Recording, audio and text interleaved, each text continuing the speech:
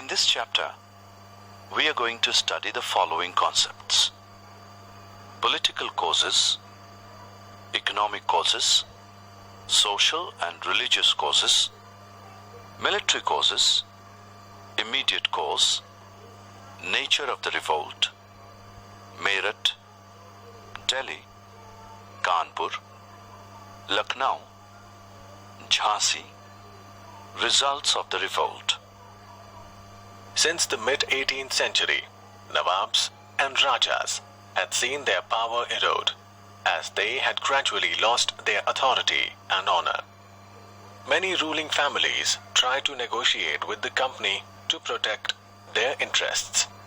In the countryside, peasants and zamindars resented the high taxes and the rigid methods of revenue collection as they lost their hereditary resources. No section of the society was untouched with the British exploitative policies. Their revolt against the British company changed the fate of company itself and had a lasting effect on the Indians. Let us get familiar with the Revolt of 1857, or the First War of Independence. Let us see the causes of the revolt briefly through the following animation.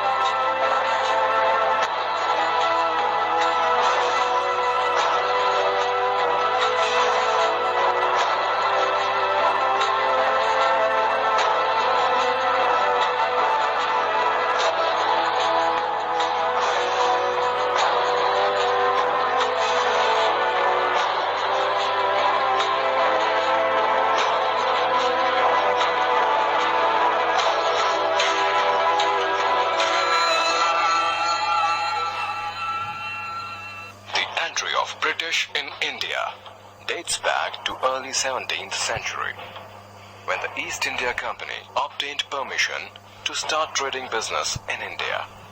After commercial success, they gradually started the conquest of the Indian territories. Thus, they established British Empire in India and set up new rules replacing Indian rules.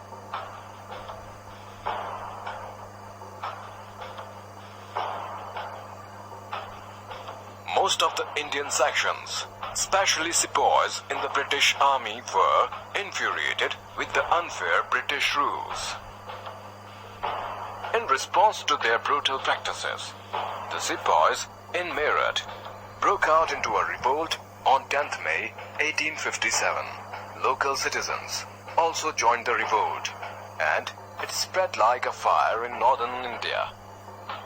The major causes that resulted in the revolt were political: introduction of annexation policy by Lord Dalhousie, who did not allow the successors to possess the throne. Bahadur Shah Zafar's sons were not allowed to take the title of emperor and use the Red Fort. The states which were annexed were Jhansi, Awadh and Nagpur.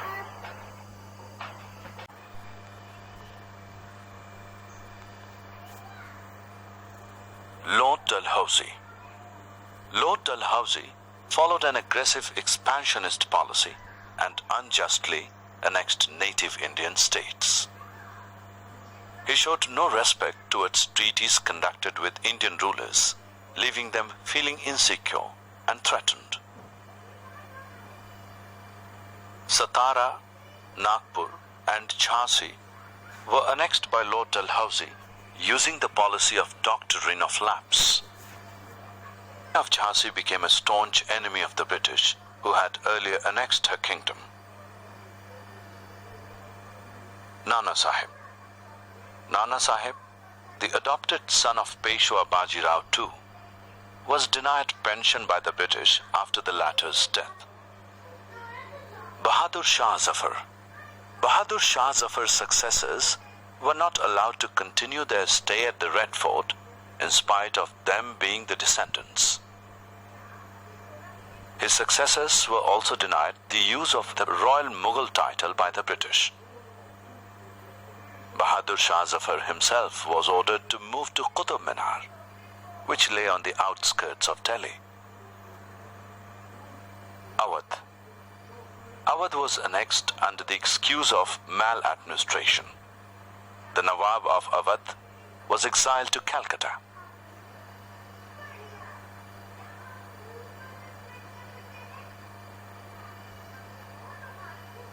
Peasants and land revenue. British land revenue system led to impoverishment of peasants and caused famines to occur frequently. Zamindars. Jagirs of Indian zamindars were confiscated by the British as they were unable to produce written records of ownership. British confiscated lands of many zamindars and talukdars after the annexation of Awadh. Indian trade. British trade and industry ruined the livelihood of Indian artisans and handicraft industry. Annexation of Awadh led to the loss of livelihood of many people employed by the Nawab's government.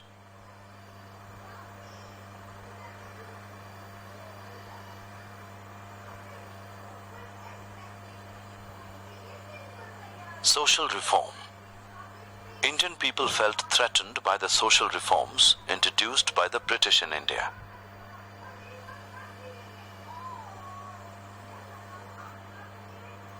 Missionaries. Conversion efforts of Christian missionaries threatened the religious beliefs of Hindus and Muslims. Western education. Introduction of Western education in India by the British threatened the ancient traditions of teaching maintained by Maulvis and Pandits. Modern communication system. Indian villages felt threatened by the introduction of railways, post and telegraph. The first railway train in India ran from Bombay to Thane. Judicial system.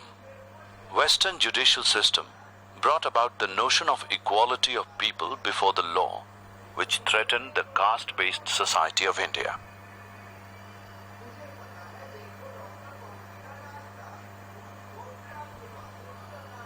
Racial discrimination.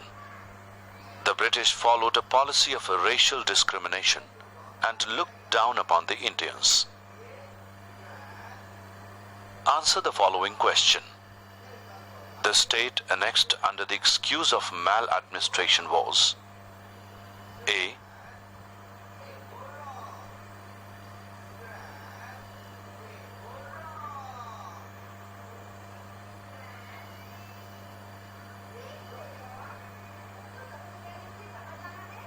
Indian sepoy and British soldier. Indian sepoys were looked down upon by the British officers in spite of their role in establishment of the British Empire in India. Indian sepoys could not rise above the post of a subedar in the British army. Moreover, they were paid lower salaries than their British counterparts. Incompetent British officers. British officers were incompetent and old, which made it difficult for the Indian sepoys to respect them. The strength of Indian sepoys was 5 times more than that of British officers in the colonial army. Act of 1856. The Act of 1856 hurt the religious sentiments of Indian sepoys as overseas travel for duty became compulsory for all. Disbanding of Nawab's army.